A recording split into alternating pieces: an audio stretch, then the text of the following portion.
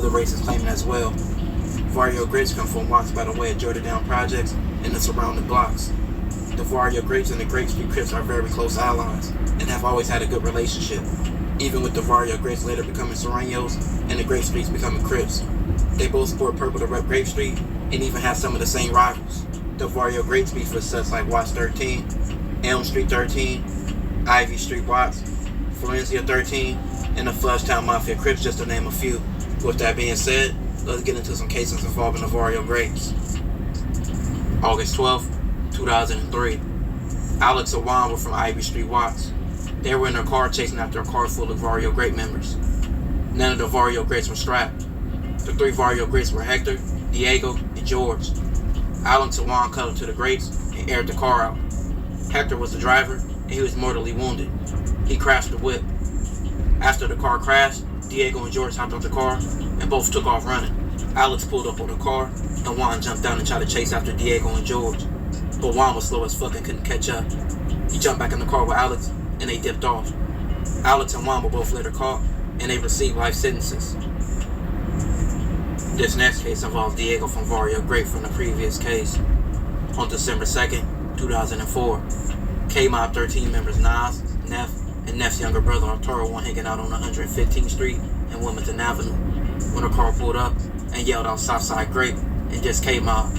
Nas yelled back at just the Grape Street, then the car drove off. The three K-Mob members were hot after this shit. They jumped in the whip and chased after the Varrio Grapes. Once they couldn't catch up, they decided to ride around looking for other Varrio Grapes. They didn't see anybody outside, so they decided to ride over Grape Street tags and put K-Mob over them. After they did this, they decided to drive back home. On their way back driving back, they noticed a car following them. It was the Varrio Grapes. The Varrio Grapes aired out the car and took the life of Neff and Arturo. Nas was lucky not to get hit. On December 6, 2004, a woman from Varrio Grape was arrested on an unrelated charge.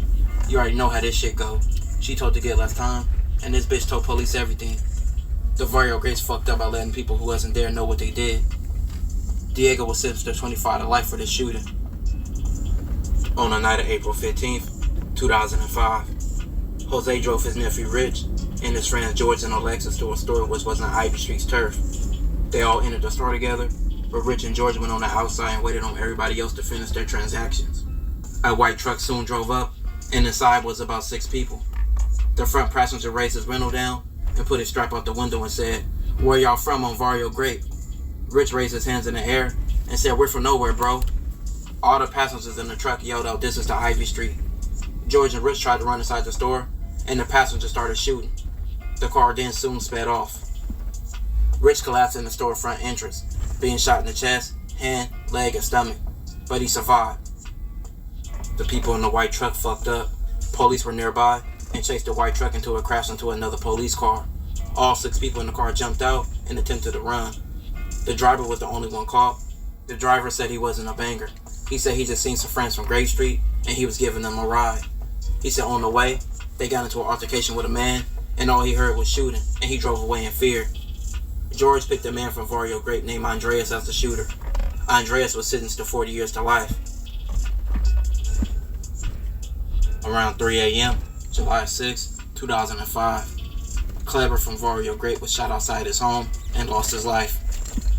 On the night of July 24th, 2005, Tavares was the baby daddy of a Varrio Grape member named Saggy's sister. He stopped at Saggy's house to drop his baby mama some food. As he walked out the house, he seen several Varrio Grape members. One man name was Berto, and the other was unknown to Tavares. Tavares seen them running up on a man named Octavio and putting straps to his head. Tavares tried to stop the situation, but Berto insisted Octavio knew who smoked Clever and was withholding information about the shooting. At this point, Saggy came outside to see what all the commotion was about, but once he seen what was going on, he went right back inside. Berto shot Octavio multiple times, taking his life. Then him and the other man fled. February 2006, Tavares was arrested on a different charge. At this point, he knew he fucked up. He got in the interrogation room and started singing like he was Trey Songz. He told police he knew shot Octavio. He even told police put him in a cell with Berto, and he can get him to admit it. He acted like he felt bad about Octavio losing his life and wanted to help, but we all know that's bullshit. because he only mentioned it when his back was against the wall, and he knew he can get a shorter time if he told. Tavares was then placed in the cell with Berto. Tavares told Berto that many witnesses seen the shooting, and that the shooting was on camera. This scared Berto. Berto said he was going to have the witnesses taken care of, and that when he got out, he was going to flee the country. Berto even said he shot Octavio with a Glock. With this recording, and Tavares not closing his mouth like a bitch on Fig, Berto received 50 to life. In July of 2009, Drowsy walked to a store. As he was in the store, he seen a man named George arriving in a truck. He approached Drowsy and said, "Where you from?" Drowsy said, "I'm from Southside Grape." George said, "I'm from Grape too. I'm your big homie." Drowsy said, "You not my big homie, bro. I don't know you." George, who was drunk, got in Drowsy's face, and Drowsy pushed him and said, "Come back when you ain't drunk before we could run a fade." George replied, "I'm too old to fight you. I'm still your big homie." Drowsy once again said, "You not my big homie, bro." Drowsy called George a buster and walked away. Knuckles and Chuchas from Varrio Grape were on 105th Street, where they seen George causing chaos on the block. He was hitting donuts and starting stuff for kids on the street. Knuckles threw a bear at his car to get him to leave.